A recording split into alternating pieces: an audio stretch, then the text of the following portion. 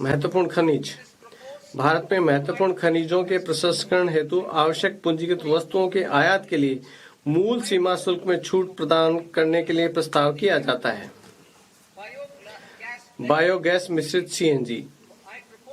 मैं बायोगैस मिश्रित सीएनजी पर देय केंद्रीय सीमा शुल्क की गणना करते हुए बायोगैस के संपूर्ण मूल्य को बाहर रखने का प्रस्ताव करती हूँ।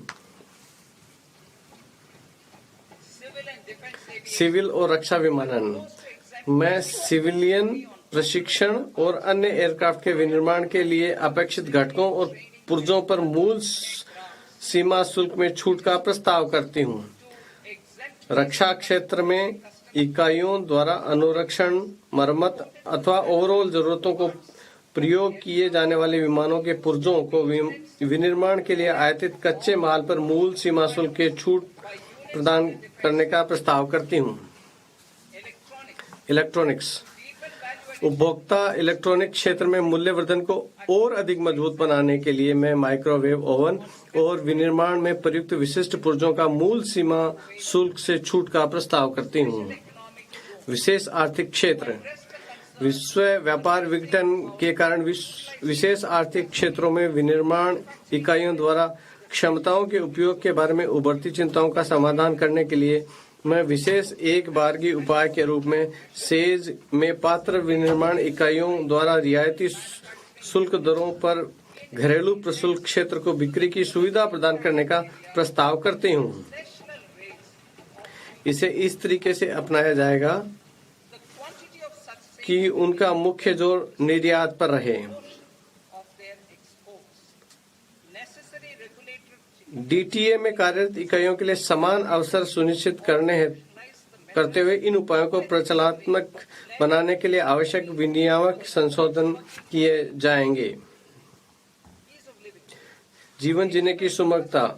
निजी उपयोग के लिए आयातित वस्तुओं हेतु सीमा शुल्क संरचना को युक्तिसंगत बनाने के लिए मैं निजी उपयोग के लिए आयातित सभी शुल्क योग्य वस्तुओं पर प्रशुल्क दर को 20% से कम करते हुए 10% करने का प्रस्ताव करती हूँ। रोगियों, विशेष रूप से कैंसर से पीड़ित रोगियों को राहत देने के लिए मैं 17 औषधियों अथवा दवाओं पर मूल सीमा शुल्क में छूट का प्रस्ताव करती हूँ। मैं उनके उपचार में प्रयुक्त औषधियों, दवाओं और विशेष चिकित्सा प्रयोजन खाद्य के निजी आयातों पर आयात शुल्क से छूट देने के लिए प्रयोजना 7 अतिरिक्त असाधारण रोगों को जोड़ने का प्रस्ताव करते हूँ। सीमा शुल्क प्रक्रिया।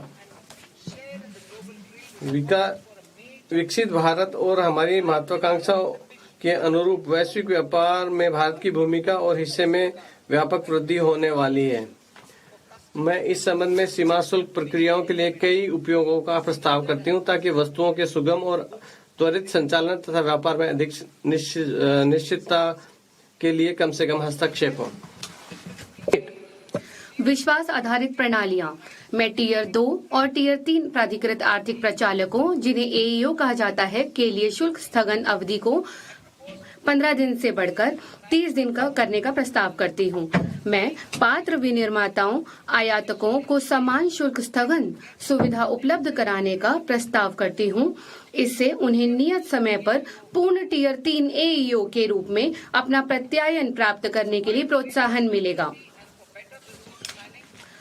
अधिक निश्चितता और बेहतर व्यवसाय आयोजना उपलब्ध कराने हेतु मैं सीमा शुल्कों पर बाध्यकारी अग्रिम नियम की वैधता अवधि को वर्तमान 3 वर्ष से बढ़ाकर 5 वर्ष करने का प्रस्ताव करती हूँ।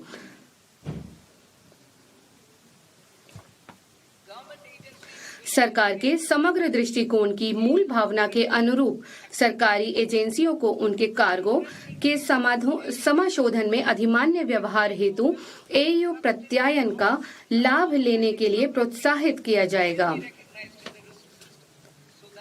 लंबे समय में विश्वास प्राप्त आपूर्ति श्रृंखलाओं वाले नियमित आयातकों को जोखिम प्रणाली में मान्यता दी जाएगी ताकि प्रत्येक बार उन्हें उनके कार्गो के सत्यापन की आवश्यकता को कम किया जा सके। इलेक्ट्रॉनिक सीलिंग का उपयोग करने वाले निर्यात कार्गो का फैक्ट्री परिसर से पोर्ट तक का पूरा समाशोधन उपलब्ध कराया जाएगा। उन वस्तुओं के आयात जिनके लिए किसी अनुपालन की आवश्यकता नहीं है, विश्वस्त आयातक द्वारा प्रवेश बिल दायर करने और वस्तुओं के आगमन पर सीमा शुल्क को उनके समाशोधन की औपचारिकताओं पूरी करने के लिए स्वतः सूचना मिल जाएगी। इससे